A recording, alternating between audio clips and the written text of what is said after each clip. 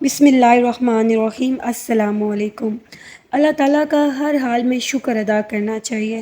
اللہ تعالیٰ نے ہمیں اتنی زیادہ نعمتوں سے نوازا ہے، اتنا کچھ عطا کیا کہ ہم اس کا جتنا بھی شکر ادا کریں اتنا ہی کم ہے۔ لیکن ہم لوگ کیا کرتے ہیں، ہر ٹائم شکوہ رہتا ہے ہماری زبان پہ، ہر ٹائم یہ رہتا ہے ہمارے پاس یہ نہیں ہے، ہمارے پاس وہ نہیں ہے۔ کبھی شیشے میں خود کو کھڑے ہو کر دیکھو کہ کتنوں سے تم لوگ بہتر ہو۔ ہاتھ ہیں، پاؤں ہیں، سننے کے لیے کان ہے، بولنے کے لیے زبان ہے، کام کرنے کے لیے ہاتھ ہے، چلنے کے لیے پاؤں ہیں۔ کبھی جاؤ ہاسپٹلوں میں دیکھو کتنے جو پیرالائز لوگ ہیں اور کتنی وہ اپنی زندگی سے مشکل ہے، لیکن اللہ کا شکر ادا کر رہے ہیں۔ آپ لوگ بھی اللہ کا شکر ادا کیا کرو کہ اللہ نے آپ کو اتنا کچھ عطا کیا ہے کہ جتنی آپ کی سوچ بھی نہیں ہے۔ میرے خیال میں انسان کو ڈیلی بیسک شکرانے کے 2 نفل تو ادا کرنے ہی چاہیے۔ اور دوسری بات، جب آپ لوگ اپنے لیے کچھ نہیں کرو گے تو آگے کیسے بڑھو گے؟ سوتے رہو گے تو خواب ہی دیکھتے رہ جاؤ گے نا۔ جاگو گے تو کام کرو گے، جاگو گے تو اپنے لیے کچھ کرو گے۔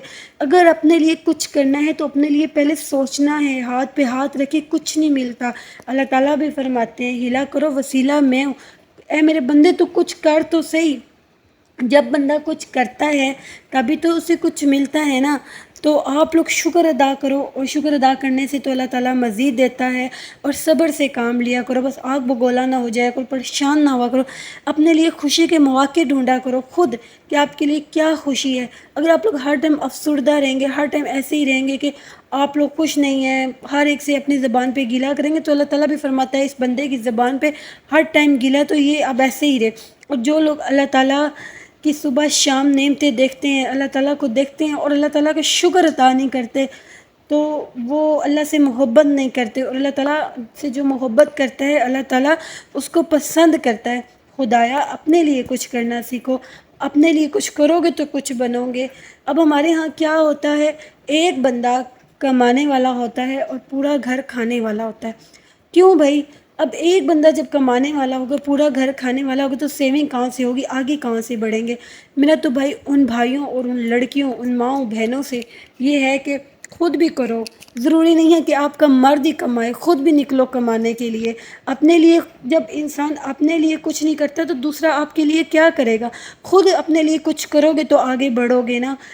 اپنے بھائیوں کا سہارا بنو، اپنے شوہروں کا سہارا بنو۔ کیا کرو گے؟ ہاتھ پہ ہاتھ رکھ کے بیٹھے رہو گے تو یہ ملک بھی ترقی نہیں کرے گا۔ جب 10 گھر کے افراد ہوں اور ایک کمانے والا ہو، 9 کھانے والے ہوں، تو کیا ترقی ہوگی؟ کیا ہوگا؟ آپ لوگ اٹھو، اپنے لیے کام ڈھونڈو، اپنے لیے دیکھو کہ آپ لوگوں کو کیا کرنا چاہیے۔ میری بہنوں اور ماؤں سے ریکویسٹ ہے کہ صرف یہ نہیں ہے کہ اپنے گھر کے کام کر لیے، بھئی گھر کے کام کرو۔ گھر کے کام کرنے کے بعد جو آپ کے پاس فارغ ٹائم ہے، اس فارغ ٹائم میں کچھ کرو، اپنے لیے سوچو۔ آپ لوگوں کو اچھا لگتا ہے کسی کے آگے ہاتھ پھیلانا؟ اگر کسی کا ہسبینڈ جاب کرتا ہے یا کسی کا بھائی جاب کرتا ہے، مہینے بعد اس کے ہاتھ میں تنخواہ آتی ہے، اس نے بجلی کے بل بھی دینے ہوتے ہیں، اس کے بعد گھر کا راشن بھی لانا ہوتا ہے، سارا کچھ اس نے لانا ہوتا ہے، تو جب آپ مانگو گے تو آپ کو اچھا لگے گا؟ آپ کے لیے کیا بچے گا؟ وہ تو بھائی گھر کی روٹی پانی، دال پانی پورا ہو جائے تو بڑی بات ہے۔ نہیں، آپ لوگوں نے خود کرنا ہے، آپ لوگوں نے خود ڈیوائڈ کرنا ہے۔ یہ میں گھر کا کروں گی یا اپنے لیے، اگر اپنے لیے بھی آپ اپنا خرچہ بھی خود اٹھا لینا تو بڑا بوجھ ہلکا ہو جاتا ہے۔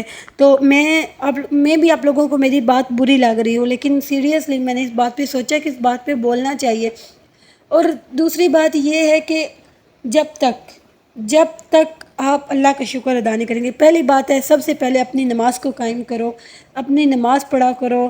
نماز کامیابی ہے، نماز کامیابی، اپنی نمازوں کو قائم کرو۔ جب آپ لوگ اپنی نمازوں کو قائم کرو گے تبھی تو آگے پہنچ پاؤ گے۔ تب اللہ سے روح لگا لو، اللہ سے محبت کرو، اللہ کو اپنے ہر مشکلات بتایا کرو۔ بندے آپ کی کوئی مشکلات میں حل نہیں کرنے والے سوائے اللہ کے۔ اللہ کو اپنے دکھ سنایا کرو، اللہ سے محبت کیا کرو، جو کچھ مانگنا ہوتا ہے اللہ سے مانگا کرو۔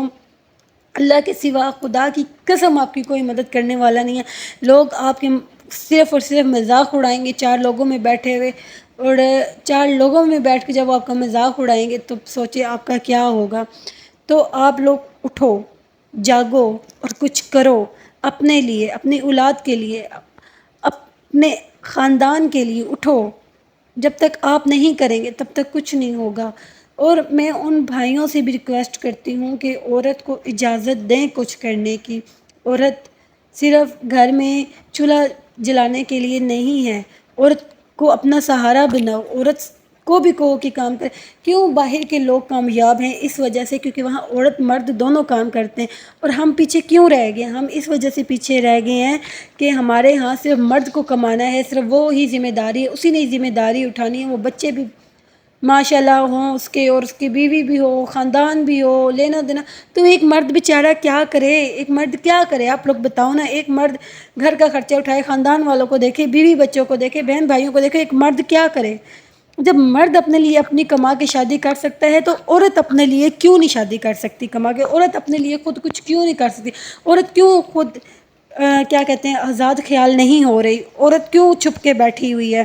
اٹھو عورتوں، اٹھو، کچھ کرو.